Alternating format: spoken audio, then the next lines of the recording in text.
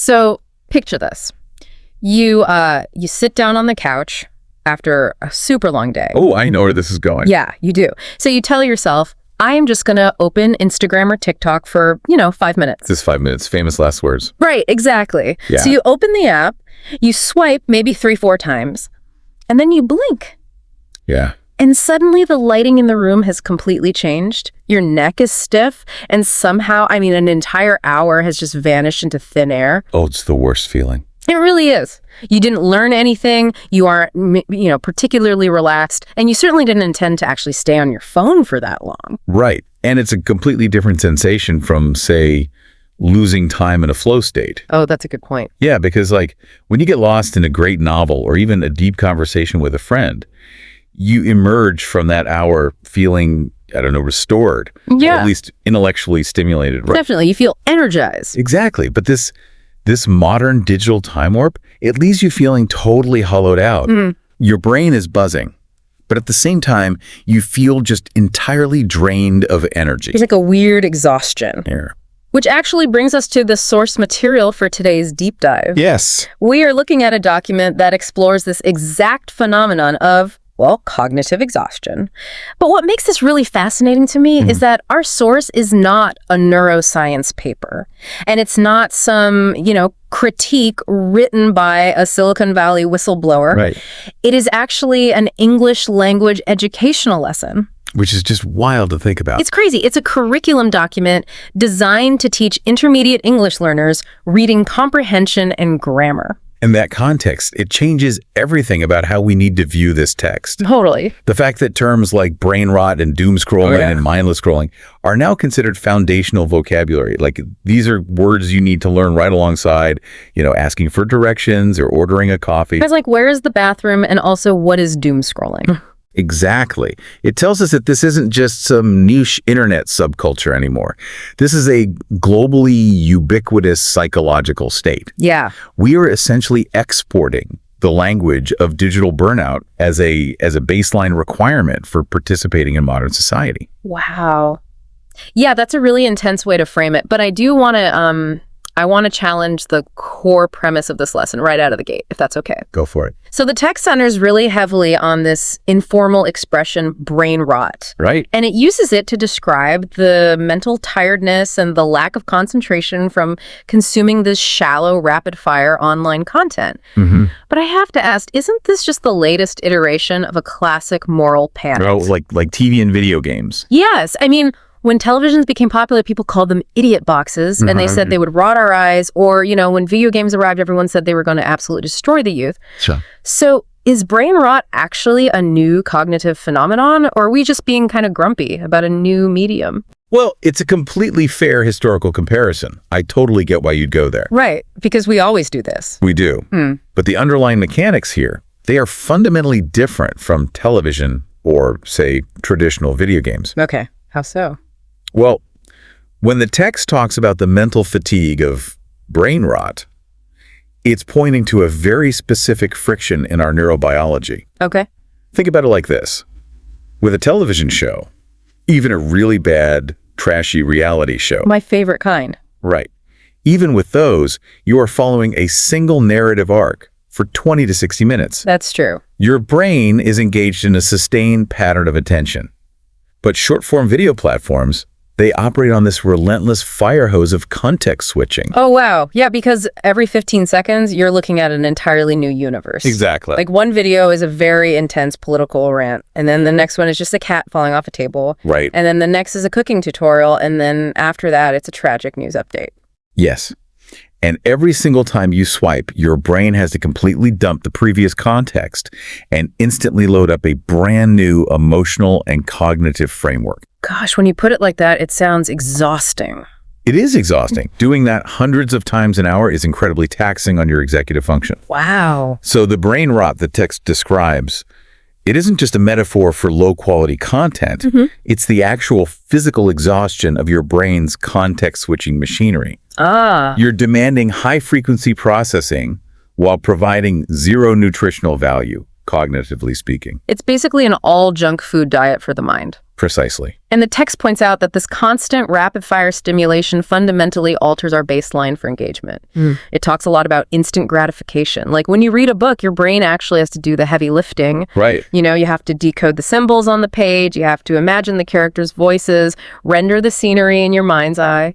It's an active process. Exactly. It requires cognitive labor to get the payoff of the story.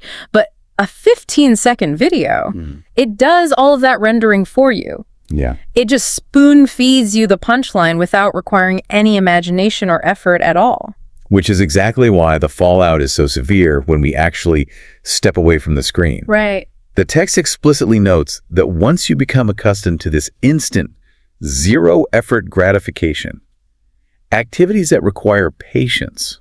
Like studying or reading. Yes. Yeah. Studying, reading, watching a long-form documentary. Suddenly, those things feel intolerably boring Yeah. because your brain has adapted to a high dopamine, low-effort environment. It's kind of like putting your brain in a wheelchair for 6 hours a day, every day, right? That's a great analogy. And then you act surprised when your cognitive muscles feel totally exhausted and weak when you finally ask them to walk up a flight of stairs to read a chapter of a book. Right. The muscle hasn't disappeared. No. It's just completely atrophied from a total lack of resistance. Wow. Yeah. And that atrophy really traps us in a behavioral loop. But knowing that it makes us feel drained, that kind of begs an obvious question, which the text indirectly addresses when it explores user behavior, moving from the content itself to what we are actually doing. Right. The mindless scrolling. Yes. And this is the part of the human psychology that I find the most baffling. Okay, what do you mean? Well, if I'm watching a movie and it's boring, I turn it off. Right. If I'm eating a meal and it tastes really bad, I stop eating. Yeah, that's logical.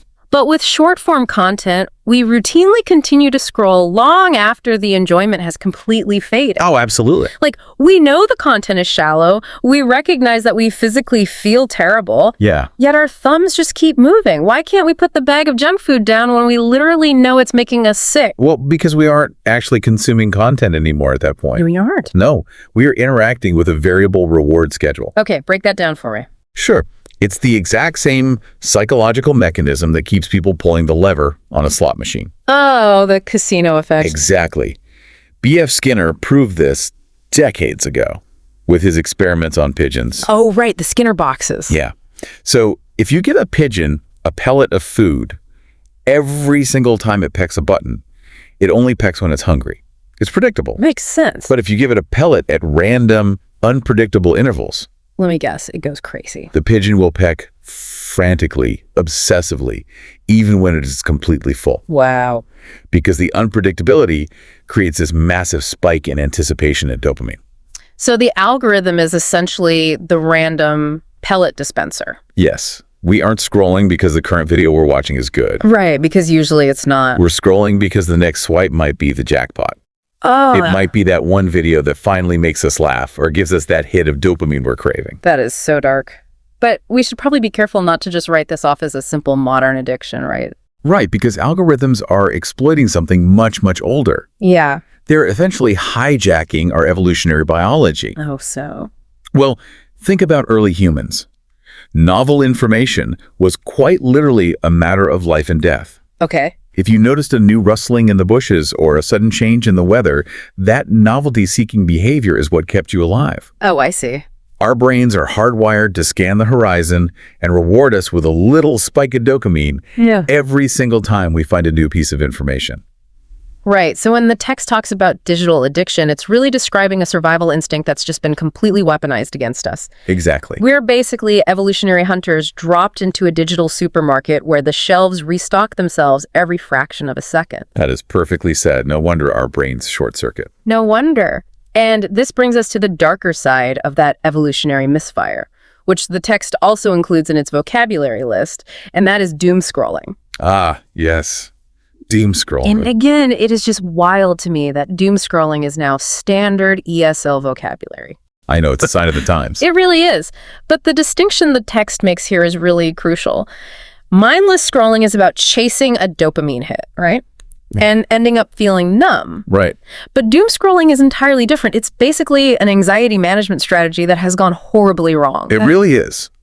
Because when the world feels chaotic or threatening, our biological imperative is to gather information to regain a sense of control. Sure. If there's a pandemic, a war, or economic instability. Just a Tuesday on Twitter. Right. Our brain tells us, keep looking at the threats so you can prepare for them. But the digital feed has no end. There is no point where you have gathered enough information to be safe. Because it's infinite. Exactly. Yeah. So you just continuously ingest upsetting news, which spikes your cortisol, which makes you feel more anxious, which triggers the instinct to gather even more information. It's a closed-loop anxiety engine. And the text notes how this constant overstimulation completely wrecks our sleep. It destroys our productivity, and it traps us in these really unhealthy social comparisons. All of this creates a deep sense of cultural grief, I think. Yeah, grief is a good word for it. Which actually brings me to what I think is the most brilliant part of this entire source document. Oh, the grammar section. Yes.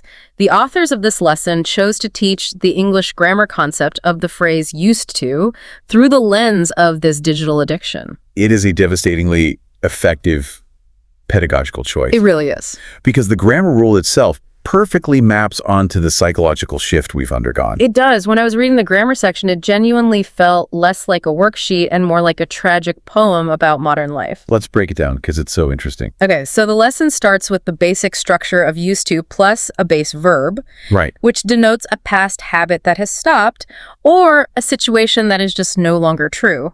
And the examples they give the students are things like, I used to read before bed.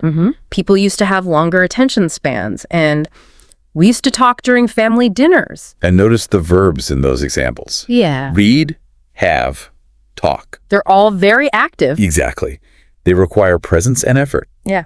The text is painting a very clear picture of a physical, focused, and interpersonal past that has just simply evaporated. Wow. It's using grammar to establish a baseline of what human behavior actually looked like before the algorithmic feed took over. That is so poignant. And then the lesson pivots to the second grammatical structure. Right. Which is be used to followed by a noun or an inconfirmer. Okay. This is used to describe our current state of normalization, things that are familiar to us now. And the primary example the text provides.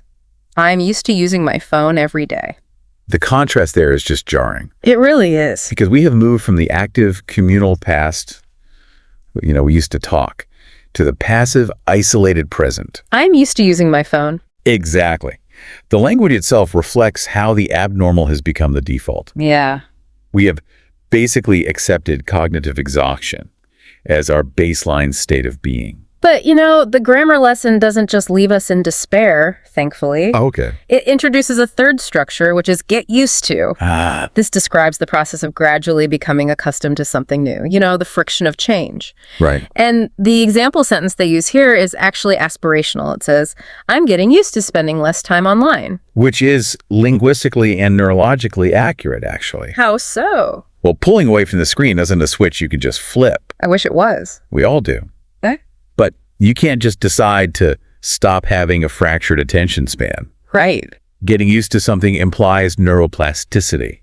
Okay. It implies a transition period where things are going to feel uncomfortable, they're going to feel boring and difficult before they finally feel normal again. Going back to the wheelchair analogy, it's basically physical therapy for that wheelchair-bound brain. Yes, exactly. You have to tolerate the weakness in the muscle while you build it back up. Right. And this transitions perfectly into the solutions that the text offers. Yeah. Because the document makes a very clear, balanced caveat here.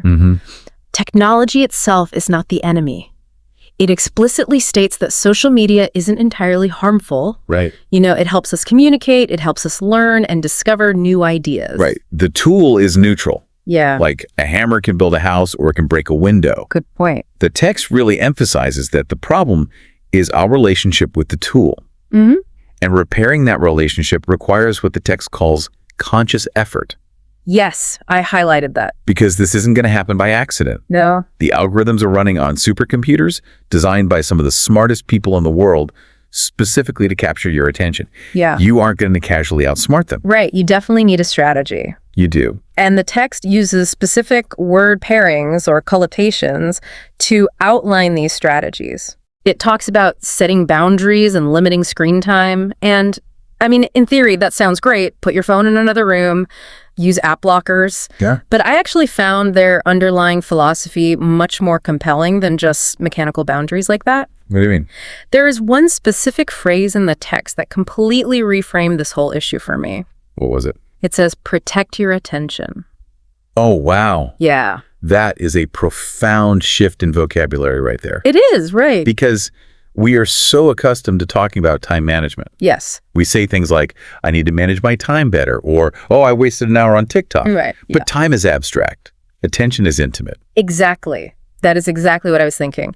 Framing attention as something that needs to be protected changes it from a passive state into this vital, finite resource. Yeah. It's like a natural resource, like water or oil. And right now, there is a massive multi-billion-dollar extraction industry that is just mining it from you. That is a terrifying and incredibly accurate way to put it. When you are mindlessly scrolling, you aren't just letting time pass. You are allowing a third party to actively extract your cognitive capacity for their own financial gain. And when you view attention through that defensive lens, the solutions the text proposes, like turning off unnecessary notifications, they become much more urgent. Right. They aren't just tips anymore. No. A notification isn't just a friendly alert. It's a breach in your perimeter. Oh, I like that. It's an uninvited demand on your cognitive resources. Yep. So by actively choosing meaningful content over shallow content and silencing all those constant disruptions, you are literally guarding your own executive function. You're basically taking your brain back. Exactly. Well, we've traced a really complex journey today through what looks, on its face, like a pretty simple language lesson. We really have. We started by unpacking the physical reality behind the term brain rot, Right. recognizing that it's not just a moral panic, but a genuine cognitive fatigue caused by endless context switching and, the hijacking of our evolutionary drive for novelty. And we examined how algorithms use those variable reward schedules to trap us in the mindless scrolling. The pigeons. The pigeons, yeah. Yeah. And how our attempts to manage modern anxiety often just mutate into the trap of doomscrolling. Right. And perhaps most powerfully, we saw how the stark contrast between our focused past and our distracted present is now literally woven into the grammar exercises that we use to teach the English language. The used to versus be used to. It's just brilliant. But the takeaway here isn't defeatist at all. No, not at all. We have neuroplasticity. We have the capacity to get used to a quieter, slower pace of information intake. It just requires the conscious effort to stop treating our attention as something cheap that we just give away and start treating it as something precious that needs to be fiercely protected. Which brings us to a final thought, pulled straight from the discussion questions at the very end of our source tab. Oh, I love this part. It's a practical challenge for the ESL students, but I think it applies perfectly to all of us. Let's hear it. The text asks, could you realistically delete your favorite social media app for one entire month? 30 days, just complete cold turkey on the dopamine slot machine. Yes. Wow. But the second part of the question is the real challenge. Okay. If you did delete it, what healthy patient activity would you actually use to fill the space left behind? Oh, that's the kicker. Because nature abhors a vacuum. Right. If you don't intentionally choose the home-cooked meal, you'll eventually find your way back to the artificially flavored candy. It requires having a plan for the quiet moments. Exactly. So next time you sit on the couch and think, oh, I'll just look for 5 minutes. Just 5 minutes. Remember the vanished hour. Yeah.